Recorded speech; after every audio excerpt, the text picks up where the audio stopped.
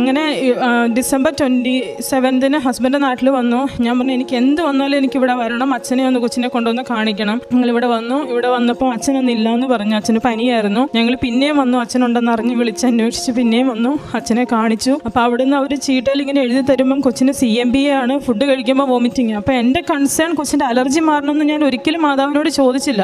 ഞാനത് take care ചെയ്തോളാം, അവൾ വായ തുറന്ന് എന്തെങ്കിലും വന്ന് എൻ്റെ കയ്യിൽ നിന്ന് മേടിച്ചാൽ മതി എന്ന് മാത്രം ഞാൻ മാതാവിനോട് പറഞ്ഞുള്ളൂ. അപ്പോൾ അച്ഛൻ്റെ കയ്യിൽ എഴുതി കൊടുത്ത പേപ്പറിൽ CMBA എന്നും കണ്ടിന്യൂസ് വോമിറ്റിംഗ് ആണെന്നായിരുന്നു ഉണ്ടായിരുന്നത്.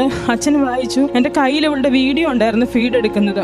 അപ്പോൾ എനിക്ക് പെട്ടെന്ന് ആ വീഡിയോ കാണിക്കാൻ എന്നെ ഇങ്ങനെ തോന്നിച്ചു. ഞാൻ അച്ഛൻ്റെ കയ്യിൽ ഇങ്ങനെ പിടിച്ചിട്ട് ഫോൺ ഓണാക്കി കാണിച്ചു. അച്ഛനെ മാതാവിനെ കൊണ്ടുവന്ന വീഡിയോ കാണിച്ചു. അച്ഛൻ അവിടെ വന്ന് തൈലം ഫോണിൽ തൂത്ത് പ്രാർത്ഥിച്ചു. ഞാൻ ഇവിടുന്ന് പോകുന്ന വഴിക്ക് കൊച്ചനോട് പറഞ്ഞു അവൾക്ക് ഞാഞ്ഞ വേണമെന്ന് പറഞ്ഞു. തേങ്ങ കരിക്ക് മേടിച്ചു. അവളത് കഴിച്ചു ഇവിടുന്ന് പോയ വഴിക്ക്.